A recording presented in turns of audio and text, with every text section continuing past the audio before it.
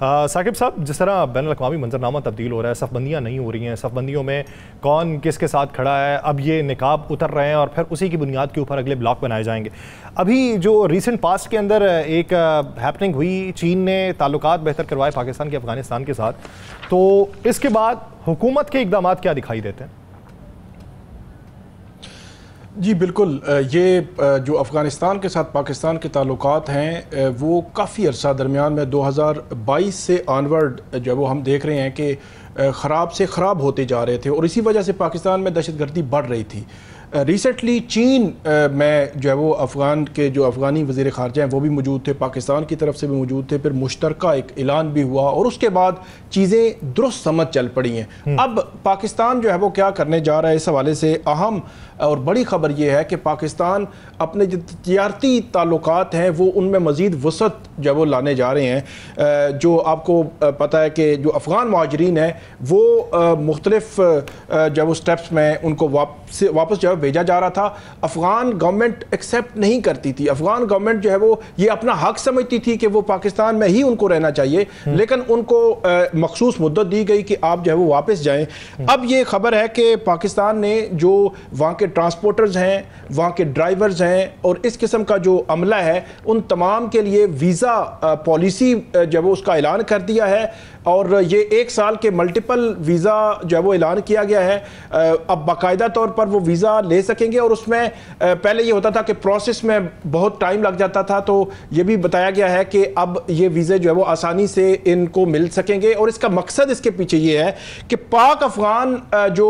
Torkham border है वहाँ बहुत बड़े पैमाने पर तजारत होती है। जो एक्सपोर्ट्स हैं पाकिस्तान की तरफ से, जो वहाँ पे जो मुख्तलिफ किस्म का माल गया है पिछले 8 माह में, उसमें तकरीबन 33% जो है वो इजाफा हुआ है और 16% जो अफ़गान साइड से पाकिस्तान में आया है वो पाक अफ़गान बॉर्डर जो तोरखम है वहाँ से यहाँ से जो है वो ट्रक्स या इस किस्म की जो अशिया मुख्तलिफ अशिया जो है वो फ्रूट्स हैं, सब्ज़ी के रिलेटेड जो चीज़ें जो है वो उस तरफ भेजी जाती हैं। तो उसको स्मूथ बनाने के लिए एक तो ये वीज़ा पॉलिसी का ऐलान किया गया है और दूसरा पाकिस्तान की जानिब से जो तजारती मुआहदे हैं उनका मुसवदा जो है वो ये हमारे ज़राए बता रहे हैं कि अफ़गान हुकूमत के हवाले किया गया है। अब वो उस पर इनपुट देंगे और उसके बाद ये ताल्लुकात आगे बढ़ेंगे। इसमें जो मरकजी पॉइंट है वो ये है कि पाकिस्तान दहशतगर्दी पर काबू पाने के लिए काफ़ी अरसे से अफ़गानिस्तान को ये कहा रहा था कि वो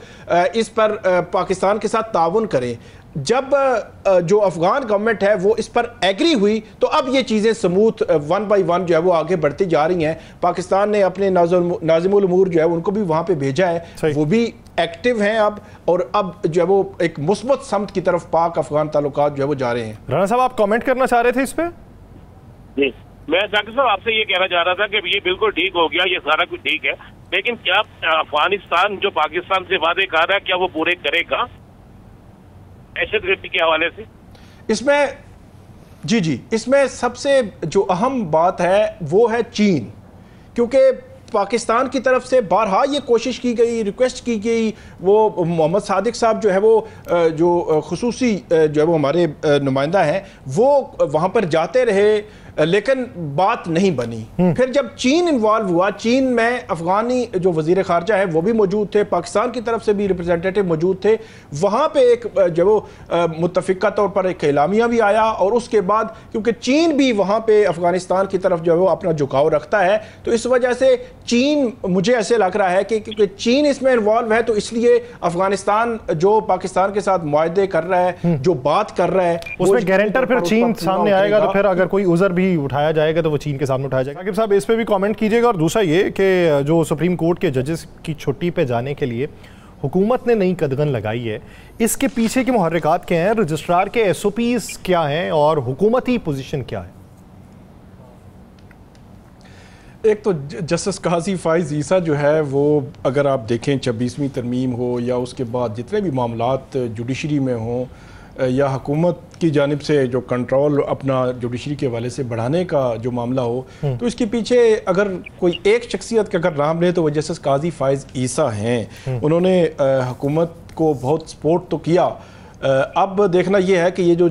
گورنمنٹ جو ہے وہ اس حوالے سے بات کر رہی ہے، جس طرح رانا صاحب کی خبر ہے کہ ان کا نام چل رہا ہے اور چل رہا تھا، لیکن یہ ہے کہ اب اس پہ حتمی طور پر کیا رائے ہوگی، ابھی کچھ کہنا جو ہے وہ قبل از وقت ہے، کیونکہ ماضی میں جو لوگ ان کو سپورٹ کرتے رہے، بعد میں جب جسٹس قاضی فائزہ چیف جسٹس بنے تو ان کا ایک الگ ہی چہرہ جو ہے وہ نظر آیا. تو اب ہو سکتا ہے کہ ان کو کسی بڑے عہدہ دینے سے پہلے ان کا چہرہ اور بڑا عہدہ مل جائے تو چہرہ تبدیل ہو جائے، تو پھر یہ جو ہے وہ چیزیں دیکھ کر ہی کچھ بڑا فیصلہ جو ہے ہو سکتا ہے. جہاں تک آپ نے بات کی سپریم کورٹ آف پاکستان کی، کہ سپریم کورٹ میں ایس او پیز نئے آئے ہیں، بڑے اہم ہیں، امپورٹنٹ ہے. وہ یہ ہے کہ کوئی بھی جج اگر بیرون ملک جانا چاہے گا تو این او سی جو ہے وہ چیف جسٹس سے لینا ضروری ہے، پھر جہاں پہ جانا ہے وہاں کا ایڈریس دینا ضروری ہے، پھر جو ہے وہ کسی ملک میں جانا ہے تو صرف وزارت خارجہ کے حکام ان کو ریسیو کر سکتے ہیں اور ان کے ارینجمنٹس کر سکتے ہیں. مطلب یہ ہے کہ وہ کوئی اور جو ہے وہ نہیں کر سکتا. پھر چیف جسٹس کسی بھی جج کی درخواست کو ریفیوز بھی کر سکتے ہیں، ڈکلائن بھی کر سکتے ہیں، اور کسی کو اجازت دے بھی دی تو پھر بھی واپس لے سکتے ہیں. تو یہ ایس او پیز بنائے گئے ہیں، تو ان ایس او پیز کے حوالے سے بہت بحث ہو رہی ہے. ایک چیز بات بتانا ضروری ہے کہ جو ایک جج ہوتا ہے کسی بھی ہائی کورٹ کا یا سپریم کورٹ کا، جج اور چیف جسٹس یہ ایکول ہوتے ہیں. چیف جسٹس جو ہے وہ انتظامی سائٹ پہ ان کے پاس کچھ جو ہے وہ ایکسٹرا چیزیں ہوتی ہیں، وگرنہ بطور جج جب وہ بیٹھتے ہیں ایک سیکوینس کے ساتھ تو جج اور چیف جسٹس جوڈیشل سائٹ پہ ان کا ایک جیسا اختیار ہوتا ہے. پھر جو جج ہوتا ہے وہ کوئی عام ملازم نہیں ہوتا، کوئی ٹیچر نہیں ہے، کوئی سول سروس میں نہیں ہے، وہ ایک آئینی عہدہ ہے. مطلب وہ حلف لیتا ہے، حلف لے کر جو ہے وہ بطور جج بنتا ہے. تو اس حوالے سے اس کا جو ایک منفی پہلو ہے وہ یہ ہے کہ اس طرح کے قدغنے لگانا یا اس طرح کی جو سختیاں ہیں میرا خیال میں ججز کے حوالے سے کم مناسب نہیں لگ رہی کہ اس قسم کی سختیاں جو لگائی جائیں. ثاقب بھائی میں اسی پر پوچھنا چاہوں گا کہ یہ تو مجھے کسی اسکول کی چھٹیوں کا حساب لگ رہا ہے یا کسی ایسے ادارے کی چھٹیوں کا حساب لگ رہا ہے کہ جہاں پہ شک ہو کہ ہمارا بندہ باہر جا کر کسی اور ملک میں جاب نہ کر لے یا باہر جا کر کوئی راز افشا کر دے. ایسا تو ماضی میں کبھی نہیں ہوا، اور اگر عدلیہ کے اوپر بھی چھٹیوں کے حوالے سے یہ قدغن ہے تو پھر باقی معاملہ کہاں چلا جائے گا؟